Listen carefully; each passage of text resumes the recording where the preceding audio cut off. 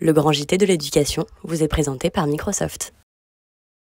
Alors que la gauche s'est rassemblée autour du nouveau Front populaire, et bien à droite, c'est un peu, comment dire, les mots sont variés, hein, le lexique est large, on dit parfois le cafouillage, certains parlent même de débâcle. Alors j'aimerais votre avis, François Cornu-Gentille.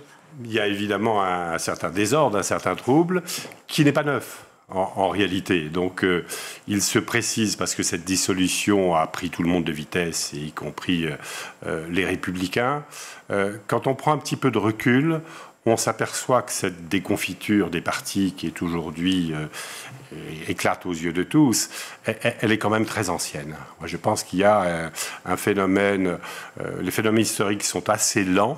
Vous voyez, par exemple, le Parti socialiste pensait qu'il allait très bien, mais je pense que la crise du PS, elle est très ancienne. C'est la radicalisation de Nicolas Sarkozy. Vous voyez, je vais vous montrer la longueur. Oui, je vous en prie, on voit des trucs aujourd'hui, on croit que c'est à cause de Macron ou à cause de un tel. Alors, c'est vrai, mais c'est des effets, c'est de la mousse. Les phénomènes sont beaucoup plus longs. Donc radicalisation de Nicolas Sarkozy. Oui, la radicalisation de Nicolas Sarkozy qui a une dizaine d'années, donc c'est un phénomène ancien. Vers une droite un peu plus dure, c'est ça? Oui, je pense que ça a permis la résurrection du PS.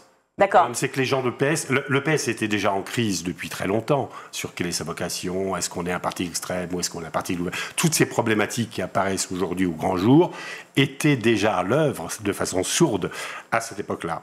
Et donc, ceux qui s'en tiennent à la surface des événements ont eu l'impression, voilà, Sarkozy était le meilleur vecteur du Parti socialiste. Macron qui arrive et qui gère un côté très centriste. Et Macron arrive là-dedans, se dit, les partis sont en crise depuis très longtemps, et Macron se dit, ben voilà, moi les vieux clivages c'est fini, moi j'apporte du nouveau et ça va suffire.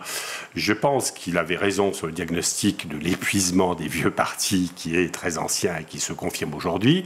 En revanche, en dépit des prétentions un peu philosophiques qu'il avait, son analyse était assez superficielle. De croire que c'était simplement sa bonne bouille qui allait permettre de galvaniser l'opinion, c'était un peu rapide. Voilà, donc ces phénomènes-là aussi, c'est pas pour excuser Macron, mais beaucoup dans le débat politique qu'on a actuellement tiennent Macron responsable de tout.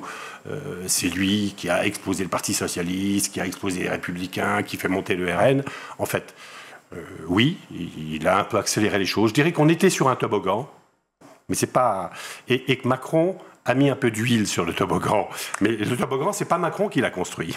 Vous avez regardé le grand JT de l'éducation avec Microsoft.